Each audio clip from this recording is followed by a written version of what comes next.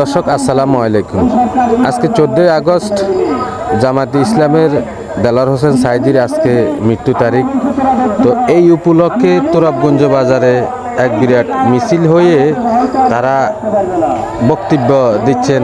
যারা তোরাবগঞ্জ ইউনিয়নের এবং কমলনগর উপজেলা যারা জামাত শিবিরের যারা লোক আছে তারাই আসলে এই জামাতের যারা আমির আছে বা সভাপতি আছে, সেক্রেটারি আছে, তারা আসলে তোরাবগঞ্জের মাধ্যমে এই বক্তব্য দিচ্ছে।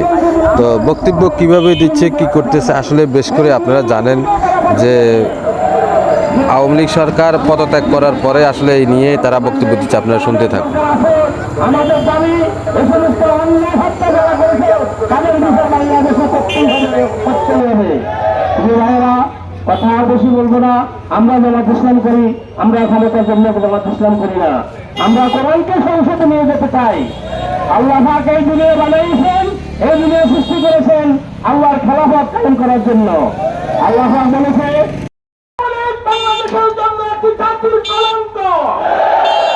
আওয়ামী লীগের নেত্রী পালিয়ে গিয়েছিল, তারা আওয়ামী লীগ দাবি করে তাদের লক্ষ্য থাকা দরকার। আওয়ামী লীগ সরকার ক্ষমতা আসার পর থেকে তুরন্ত বাংলাদেশ জামাত ইসলামী নেতা কর্মীদের উপর অনেক অত্যাচার করেছে। আজকে সে রাজত্ব হলো গর্তের মধ্যে ভরিয়ে আছে।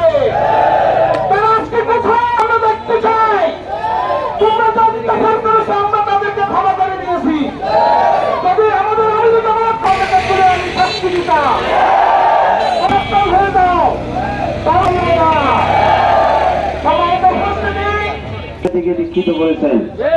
সেই সাঈদী সাহেবকে অন্যায়ভাবে এই সরকার বিভিন্ন ধরনের দোষী করে তাকে অন্যায়ভাবে হত্যা করেছে। আমরা এর তীব্র নিন্দা জানাই। যারা এই অন্যায় কাজ করেছে আমরা তাদের ফাঁসির দাবি করি।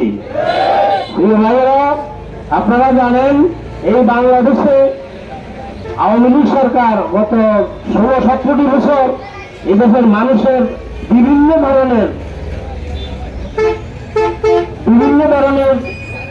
কথাবার্তা বলার, বিভিন্ন ধরনের স্বাধীনতা তাদেরকে বন্ধ করে দিয়েছে।